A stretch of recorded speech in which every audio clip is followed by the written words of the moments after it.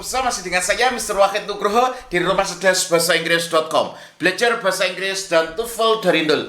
Marilah kita lanjutkan ke proses pembelajaran kita di channel Rumah Cerdas Bahasa Inggris.com ini. Pada video kali ini saya akan membedah pola-pola yang ada dalam listening. Sebenarnya dalam listening itu ada pola-polanya. Meskipun Anda bisa bahasa Inggris, Anda belum tentu bisa mengerjakan dengan cepat dan tepat. Ingat kata kuncinya dengan cepat dan tepat. Kenapa? Karena Anda tidak tahu polanya. Pengalaman saya pribadi ketika saya belajar di S1 dulu, ketika saya tes TOEFL pertama kali, karena saya jurusan bahasa dan sastra Inggris, saya bisa bahasa Inggris, saya ngerti bahasa Inggris, ternyata nilai saya tidak tinggi. Kenapa? Karena saya tidak tahu polanya. Tapi setelah saya membeli banyak buku dan saya pelajari, ternyata di listening itu ada polanya. Bagaimana cara polanya? Mari kita langsung bahas di video kali ini. Di papan sudah saya tuliskan video nomor 1 sampai di soal nomor 1 sampai nomor 3. Nah, ini sebenarnya ada polanya. Saya tidak sertakan audionya, saya hanya bahas polanya. Untuk kepekaan telinga Anda harus sering mendengarkan percakapan-percakapan yang ada dalam bahasa Inggris. Anda harus banyak mendengarkan percakapan-percakapannya supaya telinga Anda peka. Tapi untuk polanya di sini saya akan ajarkan, saya akan bedah. Oh, cara mengerjakannya seperti ini ya, strateginya seperti ini ya. Nah, itu Anda harus belajar strateginya. Kenapa? Karena Anda butuh cepat dan tepat. Karena kalau nggak bisa cepat dan tepat, Anda mesti skornya nggak akan naik. Oke, di sini saya akan membahas short conversation. Karena dalam listening itu sebenarnya ada 3 pola. Yang pertama adalah short conversation. Itu adalah percakapan antara 2 orang. Percakapan antara 2 orang, woman sama man, dan ditanyakan langsung sama narator. Nah itu. Yang kedua adalah long conversation. Jadi ada percakapan antara 2 orang, tapi percakapannya agak sedikit panjang. Kemudian Anda disuruh untuk mencocokkan pilihan ganda dengan isi percakapan tersebut. Nah, di sini. Terus yang ketiga ada talk, atau saya bahasakan lecturing. Lecturing maksudnya lecturing bagaimana, Sir? Lecturing itu maksudnya adalah ada seorang pakar, entah di bidang apapun. Nah, nanti ada pakar yang membahas satu topik dan Anda harus mencocokkan antara pilihan ganda dengan materi yang disampaikan oleh pakar tersebut. Nah, itu talk atau long talk ya. Jadi ada presentasi, kemudian ada pertanyaan, Anda harus mencocokkan antara pilihan ganda atau yang ditanyakan dengan isi presentasi tersebut. Nah, yang ini soalnya ada berapa? Ada 50 soal. 50 soal ini biasanya short conversation di situ ada 30 soal, long conversation ada 8 soal, terus yang terakhir talk itu ada 12 soal. 30 formasinya adalah 30, 8 dan 12. Total 50 soal dan waktunya adalah 40 menit. Nah, jadi cepat. Jadi ketika audionya sudah selesai, berarti Anda tidak lagi boleh membuka soal yang ada di listening itu. Anda langsung pindah ke structure and written expression, biasanya seperti itu. Oke, mari kita langsung bahas polanya. Ini kita akan bahas 30 soal di short conversation. Mudah kalau Anda tahu ilmunya. Kalau nggak tahu ilmunya mesti sulit. Oke, di sini ada percakapan antara 2 orang, woman sama man. Woman mengatakan, Carla said that you were rather rude. Man merespon. Nah, man merespon. Laki-lakinya merespon. It's unfair for her to say that about me. Narator menanyakan, what does the man mean? Nah, di sini perlu Bapak Ibu ketahui, biasanya ada speaker pertama di situ menyampaikan sebuah statement. Kemudian speaker kedua ini merespon. Dan biasanya yang diminta narator adalah maksud dari respon speaker kedua. Perlu catat, maksud dari respon speaker kedua. Makanya pertanyaan min ini paling banyak. Pertanyaannya, kenapa pertanyaan min ini paling banyak? Ini paling banyak ya. Kenapa pertanyaan meaning question itu paling banyak? Karena tujuan dari listening ini adalah untuk menguji pemahaman Anda. Kira-kira Anda maksud nggak atau paham tidak dengan percakapan ini? Nah, kalau Anda maksud atau Anda ngerti percakapan ini, asumsinya Anda bisa bahasa Inggris. Nah, itu. Jadi, pertanyaannya adalah maksud. Maksudnya siapa? Respon speaker kedua, man. Kenapa kok respon speaker kedua? Karena tujuannya untuk menguji Anda ketika ada respon seperti ini, kira-kira Anda tahu tidak? Nah, ini. Oke. Apa maksud dari laki-laki tersebut, respon speaker kedua?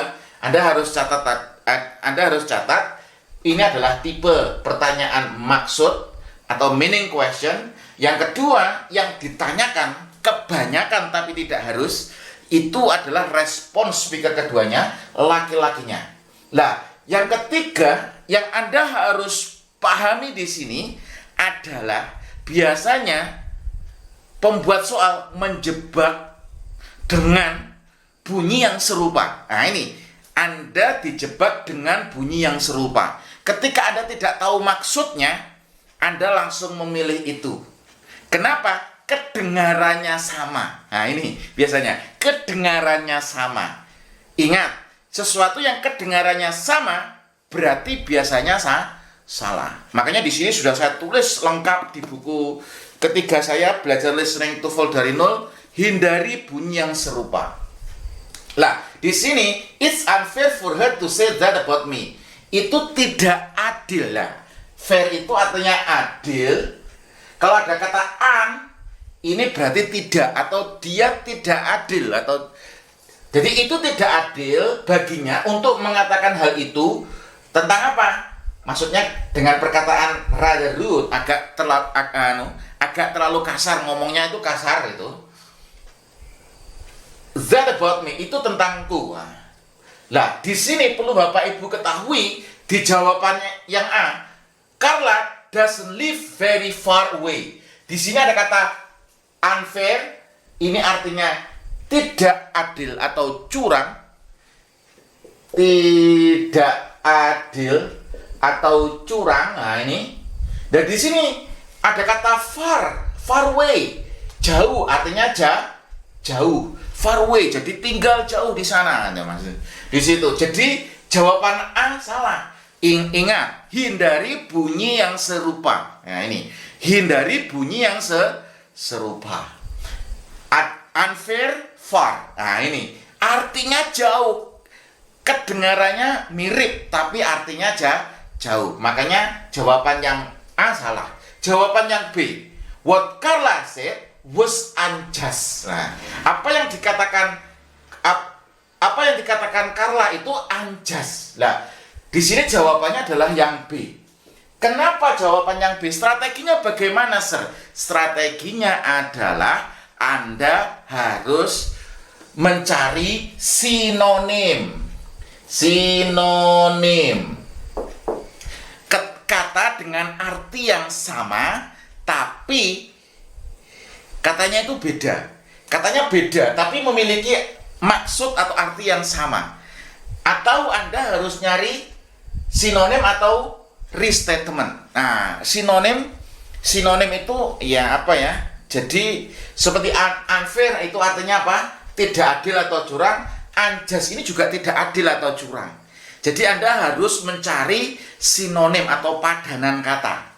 Itu yang pertama. Atau ketika Anda sudah menemukan restatement, apa restatement itu? Membahasakan ulang dengan bahasa yang berbeda, dengan maksud dan tujuan yang sama. Ketika Anda menemukan restatement atau sinonim, berarti kemungkinan besar Anda sudah menemukan jawabannya. Lah di sini apa yang dikatakan Carla itu adalah unjust, tidak adil atau curang. Lah kata unfair sama unjust ini memiliki sinonim atau restatement, membahasakan ulang dengan bahasa yang berbeda. Jadi jawabannya adalah yang B. Kemudian jawaban yang C ya. He doesn't fear what anyone says. Dia tidak fear. Fear itu apa? Fear itu artinya khawatir. Nah ini. Dia tidak khawatir dengan apa yang orang lain katakan. Nah, ini tidak maksud itu. Artinya tidak match, tidak link dengan apa yang dikatakan oleh laki-laki. Bahwasanya dia tidak khawatir. Lah di sini seperti yang saya katakan tadi, Anda harus menghindari bunyi yang serupa. Di sini ada kata unfair, ini fear. Fear artinya khawatir, unfair artinya tidak adil atau curang. Kedengarannya sama tapi artinya berbeda. Terus yang D, Carla is fairly rude to others. Jadi Carla itu fairly. Ya, apa ini? Fairly ini apa? Fairly itu artinya adalah dengan tulus atau sesungguhnya kasar kepada orang lain. Nah ini juga salah. Jawabannya adalah yang B. Kenapa yang B? Anda harus mencari sinonim atau restatement. Kenapa kok harus sinonim atau restatement? Karena tujuan dari pembuat soal adalah untuk menguji pemahaman Anda. Lah, contohnya restatement seperti apa? Nanti banyak sekali kita akan belajar. Contohnya ini unfair sama unjust. Contoh yang lain, forget itu artinya lupa ya. Forget itu artinya lupa. Itu dibahasakan ulang, did not remember, tidak ingat. Nah, jadi di situ adalah restatement, membahasakan ulang dengan bahasa yang berbeda. Kemudian soal yang nomor 2, ini paham ya? Soal nomor 1 paham ya? Semoga paham. Oke. Soal yang nomor 2, percakapan antara dua orang. Man mengatakan, I don't think this painting is very good. Saya tidak berpikir bahwasanya lukisan ini itu sangat bagus itu. Terus woman merespon, it's better than the first one, isn't it? Narator menanyakan, what does the woman say about the painting? Apa yang dimaksud? Maksud di sini apa yang dimaksud? Ini sama dengan meaning question. Jadi ada tipe-tipe kata yang harus Anda hafalkan untuk listening ini. Nah, nanti ada 12 tipe pertanyaan yang Anda harus benar-benar pahami untuk di listening ini. Ada 12 pola, meaning question, suggestion, dan lain sebagainya. Ada 12. Ini sudah saya tulis di buku Belajar Listening TOEFL dari Nol, pola-polanya. Ini sudah saya tulis di buku ini, Anda bisa pelajari. Dan buku Belajar Listening TOEFL dari Nol ini tidak hanya buku saja, tapi ada video pembelajarannya. Jadi cara belajarnya, Anda tonton videonya, oke, sudah paham. Di situ Anda play audionya. Yang jelas bukan audio saya karena suara saya bukan suara natif. Yang kedua, Anda kerjakan latihannya dan Anda tonton pembahasannya. Lah, bedanya buku Belajar Listening TOEFL dari Nol ini, kalau buku-buku yang lain ini bagus nggak? Bukunya Longman ini bagus. Pertanyaannya, ada video pembelajarannya tidak? Ini tidak ada. Nggak ada video pembelajarannya.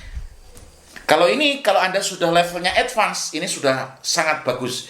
Tapi kalau Anda levelnya masih basic, kok terpaksa harus belajar, kalau harus tes TOEFL, lah itu yang agak sedikit masalah. Oke, jadi buku Belajar Listening TOEFL dari Nol ini sudah disertai video pembelajarannya.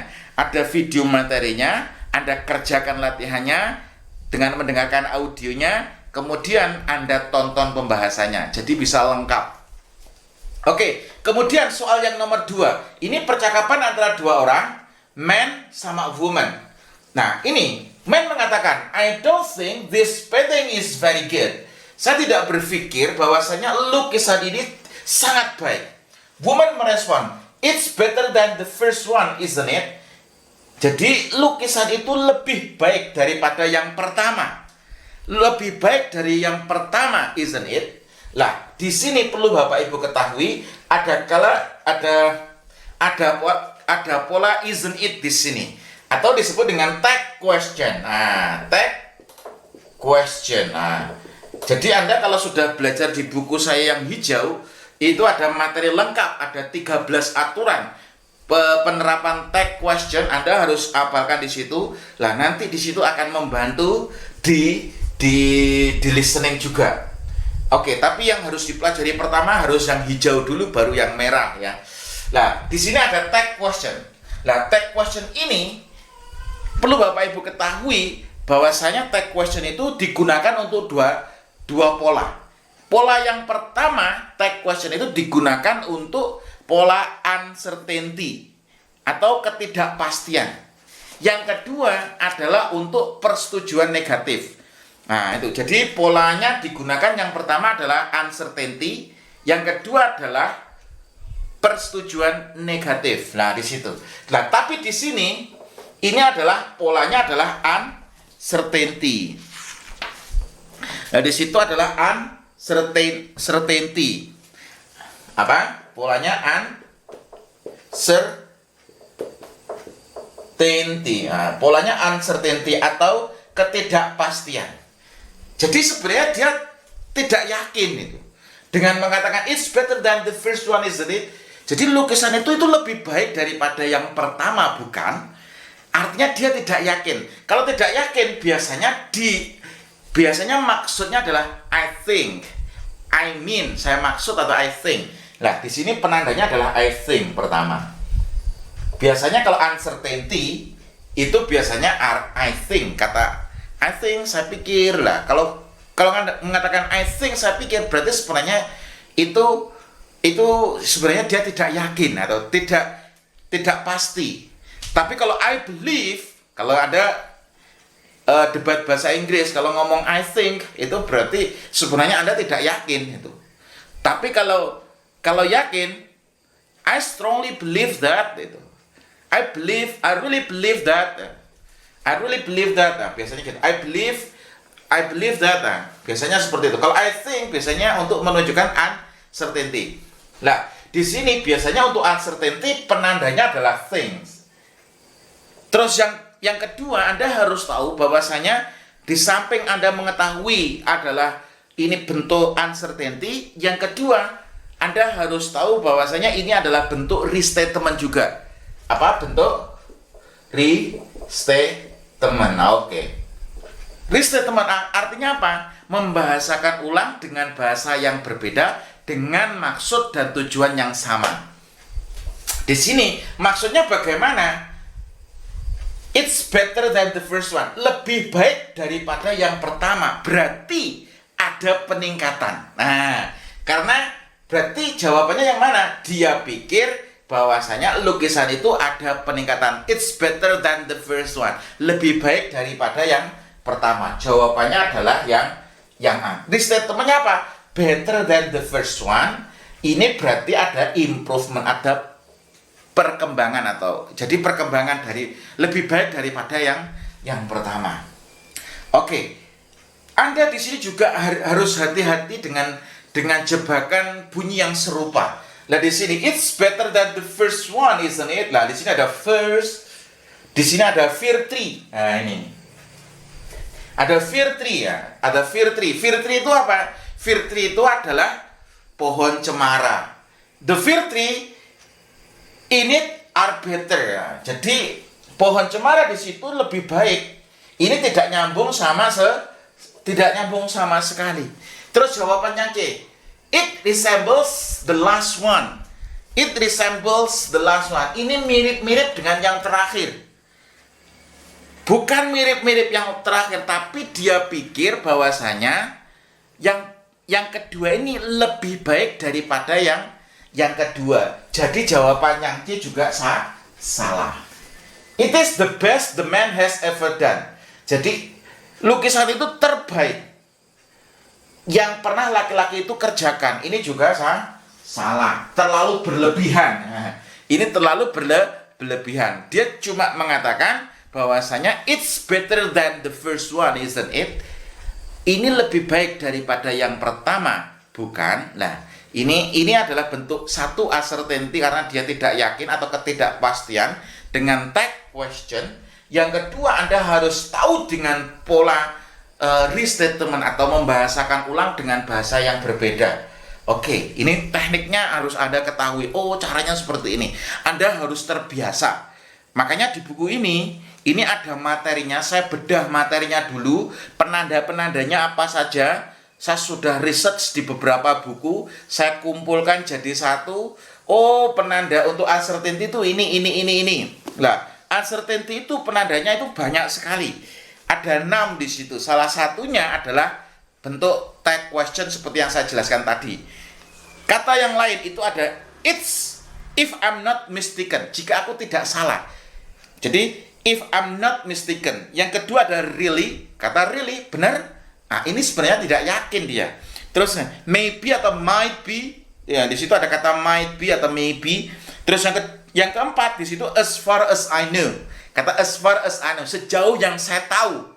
Sebenarnya dia tidak yakin ini. Sejauh yang saya tahu sebenarnya dia tidak yakin. Terus ada kata, nah, as far as I can tell, sejauh yang saya bisa ngomong atau saya bisa ceritakan. Nah, di situ. Terus yang terakhir yang nomor 6 di situ adalah tag question. Itu ada 6 pola uncertainty. Anda harus benar-benar ketahui polanya. Kenapa? Karena tujuannya Anda harus bisa mengerjakan dengan cepat dan tepat. Dan harus tahu polanya. Soal terakhir yang nomor 3. Percakapan antara dua orang, woman sama man. Woman mengatakan, your graduation ceremony is this afternoon. Man merespon, I can't believe it. I've graduated at last. Narator menanyakan, what does the man mean? Ini adalah maksud dari man, laki-laki. Berarti respon speaker kedua. Perlu Bapak Ibu ketahui seperti yang saya katakan tadi, kebanyakan tapi tidak harus, memang yang ditanyakan adalah respon speaker kedua. Kenapa? Karena untuk menguji pemahaman Anda. Dan meaning question ini 50% dari pertanyaan itu kebanyakan meaning question.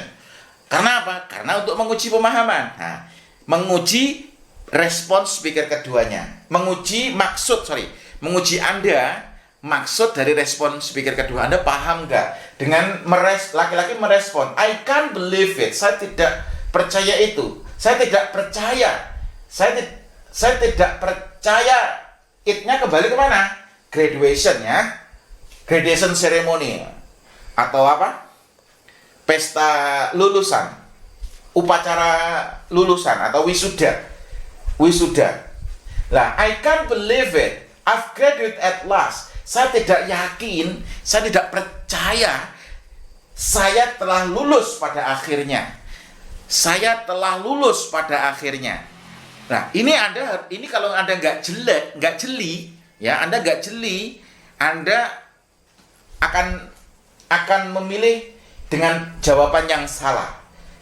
I can't believe it. Saya tidak percaya dengan itu. Saya telah lulus pada akhirnya. Lah, jawabannya nggak? He graduated last in his class. Dia lulus terakhir di kelasnya. Ini salah.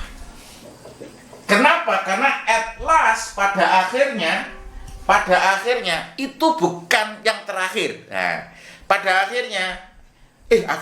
akhirnya saya lulus juga itu. Bukan saya lulusan terakhir. Ingat, kalau Anda gak jeli, Anda salah. Kalau yang jawaban yang A ini, dia lulus terakhir di kelasnya. Ini bukan urusan lulus terakhir di kelasnya, bukan. Saya tidak percaya saya telah lulus pada akhirnya. Nah, ada at least. Jadi last sama at last itu beda. Kalau last itu terakhir, kalau at last pada akhirnya. Jawaban yang A salah. Terus yang kedua yang B berarti he is the last person in his family to graduate. Dia itu adalah orang terakhir di keluarganya yang lulus. Ini juga salah. Kenapa? Karena tidak sesuai dengan maksud speaker kedua. Jawaban yang C, he does not believe he can improve gradually. Dia tidak yakin, tidak percaya dia bisa bisa tumbuh atau bisa tumbuh atau memperbaiki gradually. Gradually itu apa? Secara berangsur-angsur. Nah, ini juga tidak nyambung, salah. Nah, jawaban yang benar apa? Yang D. He has finally finished his study. Dia akhirnya telah menyelesaikan belajarnya atau kuliahnya. Jawabannya adalah yang D. Lah, Anda harus tahu pola-pola yang ada dalam TOEFL. Kenapa? Karena Anda butuh cepat dan tepat. Dan pola-pola itu semuanya sudah saya tulis di buku Belajar Listening TOEFL dari Nol. Jadi buku setebal ini disertai video, ada ratusan video di sini. Jadi Anda cara belajarnya Anda tonton pembelajarannya dulu.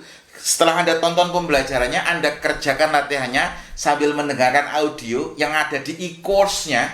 Karena ini bukan buku tok, ini bukan hanya buku tok, tapi ada e-course-nya. Kemudian setelah Anda menonton terus Anda mengerjakan, Anda bisa tonton pembahasannya. Sekian video ini, semoga bermanfaat. Terus belajar, tingkatkan kemampuan, dan saya doakan Anda semakin sukses di studi maupun karir. Sekian, terima kasih.